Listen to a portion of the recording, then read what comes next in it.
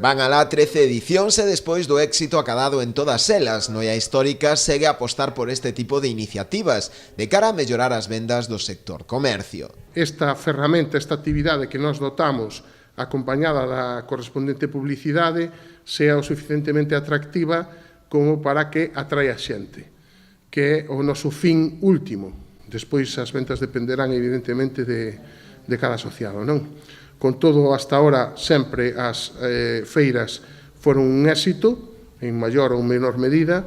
Hubo anos moi espectaculares e outros de unhas expectativas bastante boas, sin ser tan excepcionales como en outras ocasións, pero esperemos que este ano tamén se cumplan esas expectativas. A cita será esta fin de semana, dende mañá venres, día 2 ata o domingo 4. A feira estará instalada no pabillón polideportivo Agustín Mourís e contará coa participación duns 23 comercios, un número similar ao de anos anteriores. Nesta 13ª edición mantense a imaxe que se cambiou o ano pasado, que é o gris grafito con amarelo, que recordaredes que o ano pasado houve un cambio de imaxe en respecto da feira, e máis ou menos o número de expositores é o mesmo que no ano anterior tamén, sobre 23 expositores de distintos sectores, principalmente moda e complemento, pero tamén outros sectores como deportes e demais.